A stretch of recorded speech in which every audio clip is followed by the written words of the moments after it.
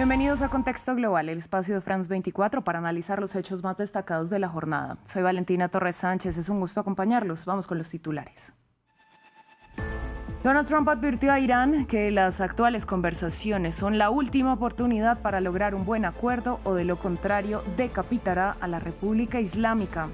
La declaración se produce pese a que Teherán negó que estén negociando.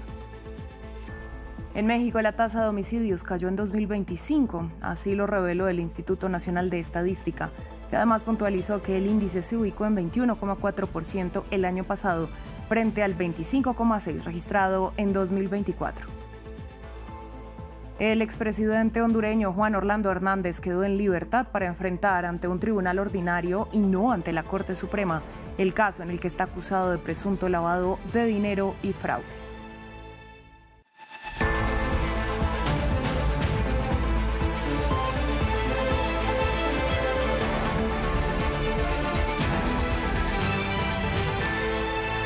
Damos inicio hablando de Medio Oriente porque una vez más el presidente Donald Trump dio un ultimátum a Irán. Les dijo a los líderes de la República Islámica que esta es la última oportunidad para lograr un acuerdo que acabe con la guerra o de lo contrario enfrentar lo que llamó una decapitación.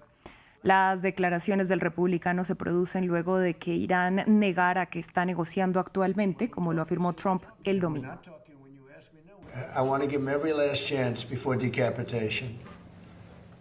Quiero darles la oportunidad antes de la decapitación. Es muy difícil llevar a cabo lo que tenemos planeado, lo que aún tenemos planeado. Ya veremos qué pasa, pero es algo muy difícil de hacer. Creo que estoy muy orgulloso de poder darles la oportunidad. Es una decisión importante. Preferiría no realizar un ataque de esa magnitud contra el país. Ya hemos pasado por muchos ataques importantes, pero eran ataques de magnitud normal.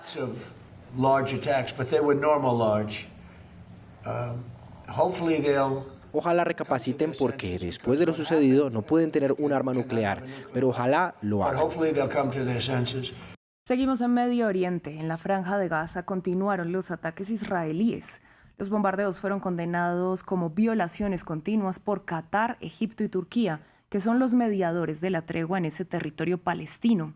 Esto cuando Benjamin Netanyahu dijo que los militares israelíes solo se retirarán del enclave cuando Hamás haya entregado las armas.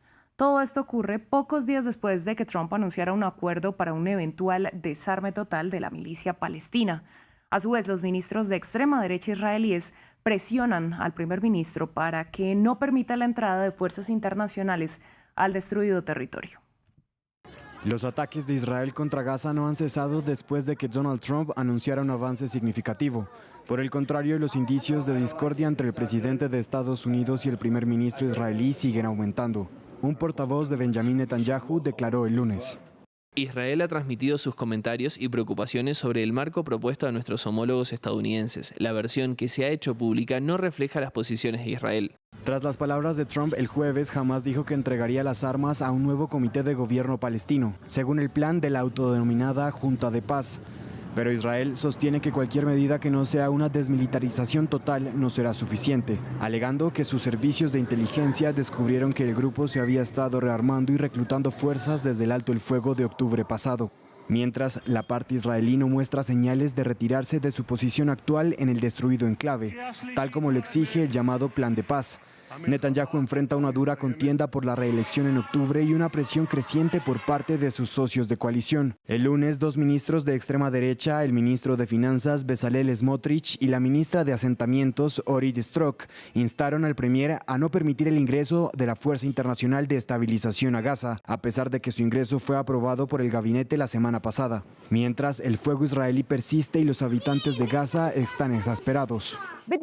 No queremos palabras, queremos acciones. No vemos nada. Al contrario, hay más destrucción, más desplazamientos. El domingo, los ataques aéreos israelíes mataron a 18 personas en uno de los días más mortíferos desde el alto el fuego de octubre, lo que eleva el número de muertos a más de 1.200 desde entonces. Cambiamos de tema, vamos a Marruecos. Tras la atención por la más reciente oleada migratoria de nacionales a la ciudad española de Ceuta, un equipo de France 24 viajó hasta la zona donde miles de migrantes indocumentados cruzaron la frontera y llegaron al enclave español la semana pasada. Posteriormente fueron devueltos a su país. La crisis suscitó un nuevo debate sobre el control migratorio en Europa y en el centro quedan sus protagonistas. ¿Cuál es la realidad detrás del éxodo desde un Marruecos donde las oportunidades son limitadas? Lo vemos en el informe. Estos jóvenes regresan a Castillejos por la misma frontera que hace apenas unos días cruzaron en dirección opuesta, hacia el enclave español de Ceuta. No vuelven por voluntad propia. Bilal explica que pasó 4 días sin comida enfrentándose a represión policial. Allá no nos quieren, nos pegan porrazos por todas partes, hasta me dispararon un cartucho en el pie y casi no lo puedo mover. Iba, de 16 años, denuncia que fue a pedir asilo y que las autoridades españolas le impidieron ejercer el derecho. Me dijeron que no tenían nada que hacer por mí, que nadie me pidió que fuera. La noche del jueves 30 de julio se reunieron en Castillejos decenas de miles de personas nacionales y ciudadanos de otros países africanos tras ver en redes sociales que la policía marroquí había levantado el control fronterizo. Jóvenes y familias enteras trataron de cruzar nadando y caminando por las rocas. Nuhaila y Tasnim lo intentaron con la idea de encontrar mejores perspectivas de futuro en Europa, pero se arrepintieron al ver a la gente ahogarse. Cuando te lanzas al mar hay caos. Unos se abalanzan sobre otros, te hundes y necesitas salir de ahí. Hatim y Musa cruzaron a nado, pero aseguran que la policía española los devolvió en caliente a Marruecos, lo que sería ilegal. Fuimos a la comisaría y nos dijeron que el centro para inmigrantes está saturado. Después nos agarraron en la calle y nos expulsaron. El viernes 31 de julio, Castillejos amaneció repleta de gente en la intemperie. Muchos, como Outman y sus compañeros, denunciaban la falta de vías seguras para migrar. Cobramos el sueldo mínimo de 3.000 dirhams. Es imposible obtener visados para buscarnos la vida. Nuestro futuro está en el mar. Los días siguientes el caos cesó, pero la tragedia no se acaba. Como Umaima, son muchas las madres que buscan a sus hijos desaparecidos. Solo pido a Dios que me devuelva a mi hijo y ayude a todas las madres que están buscando a los suyos. Las autoridades españolas han recuperado más de 70 cadáveres. En Marruecos se han identificado más de una decena de muertos. Organizaciones como Caminando Fronteras y la Asociación Marroquí de Derechos Humanos aseguran que hay más víctimas y exigen a ambos países el cese de la instrumentalización política de las migraciones y del derecho a la vida. En otras noticias, en México el Instituto Nacional de Estadística reveló una disminución en la tasa de homicidios registrada en el país en 2025 frente al año anterior. Pese a la disminución, en cifras, la realidad sigue siendo compleja. En 2025 el número de homicidios fue de 27.989 frente a los más de 33.500 de 2024. No obstante, hay estados que superan la media nacional. Por ejemplo, Sinaloa y Morelos. Jorge Hurtado, corresponsal de France 24, nos amplía los detalles. Se trata de la mayor reducción anual de la última década. El Instituto Nacional de Estadísticas y Geografía informó que en 2025 México contabilizó 5.500 menos homicidios que en 2024, lo que representa una caída del 16,6% y con ello la tasa nacional descendió de 25,8 a 21,4 asesinatos por cada 100.000 habitantes. Es su nivel más bajo desde el 2016. La disminución alcanzó a 27 de las 32 entidades del país.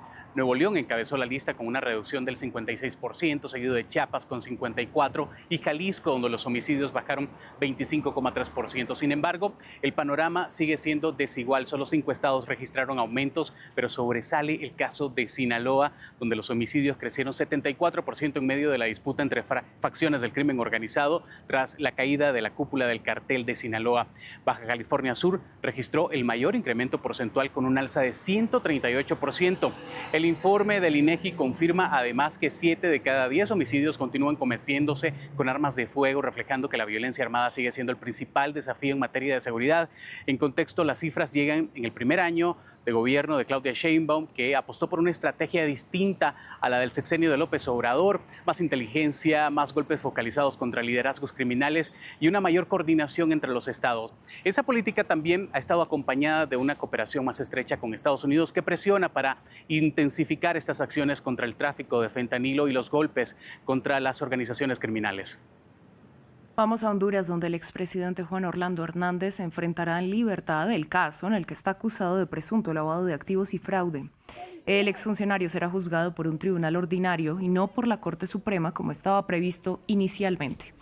Hernández no podrá salir del país, pero contrario a la prisión preventiva que pedía la Fiscalía, queda en libertad para hacer frente al proceso. El expresidente volvió a Honduras el pasado 26 de julio, tras haber sido indultado por Donald Trump en Estados Unidos, donde cumplía una condena de 45 años de prisión por delitos de narcotráfico. Y estoy aquí porque respeto las instituciones. No he pedido privilegios. Me estoy sometiendo como cualquier hondureño. El juez ha dictaminado dictar medidas distintas a la detención judicial para el expresidente Juan Orlando Hernández Alvarado. Estas medidas son las contentivas en el artículo 173, particularmente la número 5, que es quedar al cuidado y vigilancia del equipo de defensa del expresidente Hernández Alvarado, debiendo rendir un informe de manera semanal. Fin del informativo. Gracias por su sintonía.